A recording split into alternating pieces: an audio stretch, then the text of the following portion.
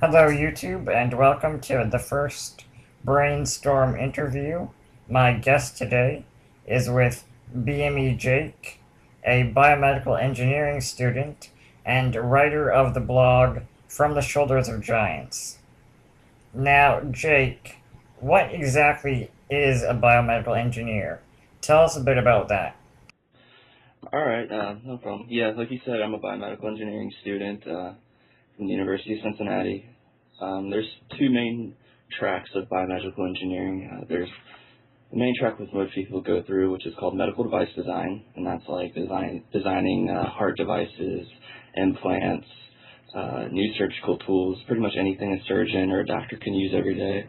And the other track is more of along a bioengineering track, which delves more into basic biology research, like molecular biology, immunology, and things of that sort. So yeah, it's a very diverse field. It's a really great one, and it's one of the fastest growing in the country. Well, it certainly sounds like an interesting field.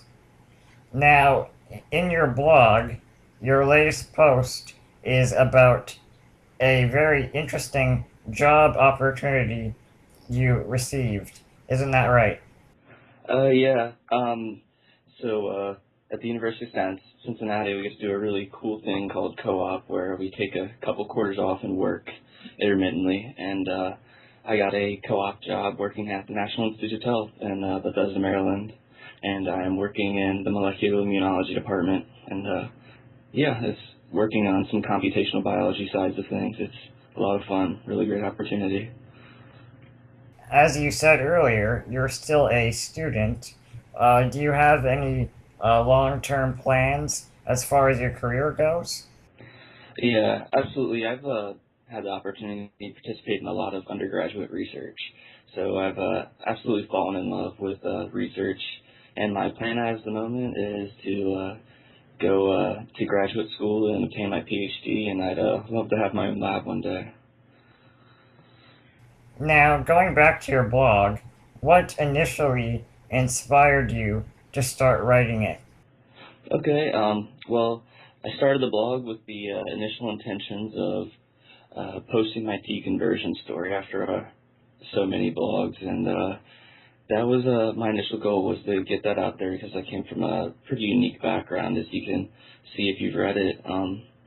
I really wanted to have my deconversion from faith up on the air so that people like myself that felt trapped in their very conservative worlds and stuff like that could relate to it, maybe ask me questions or ask how they can deal with expressing their disbelief or expressing their skepticism on certain topics. And one of the things that put your blog on the map, so to speak, is getting tweeted by PZ Myers. What was that like? I did. It was pretty exciting. I had just posted my deconversion blog probably a couple weeks beforehand, and it had been getting a consistent amount of views, but then I got retweeted by a couple very big name atheists on Twitter, and PZ Myers was one of them, and that really kind of sent things off. And on top of that, Ken Ham, the owner of Answers in Genesis, also retweeted, and views started flowing in, and it was very exciting. I was jumping around my dorm, pretty girly-like. So, getting tweeted by Ken Ham, that must have been interesting to say the least. Interesting, but yeah, I was excited that I was getting, almost excited that I was getting attention from the other side, even though it was in the negative aspect and that he was retweeting me as a failure of the Christian education system and whatnot. But nonetheless, I think my goals were accomplished, and him retweeting me to other kids who may feel the same way as I do, because I know in my position at my very conservative school, everybody followed Ken Ham, Ray Comfort, yeah, the Banana Man. Everybody was quite fascinated with their work, and they believed it wholeheartedly. So hopefully some kids got out there through Ken Ham and read it, and maybe planted some skepticism. It's hard to imagine Ken Ham doing some good, even indirectly. Maybe. You can always hope. Well, Jake, thank you so much for joining us, and I hope to read more from you in the future. No problem with you. It's been a pleasure. Thank you for watching. I hope you enjoyed this interview.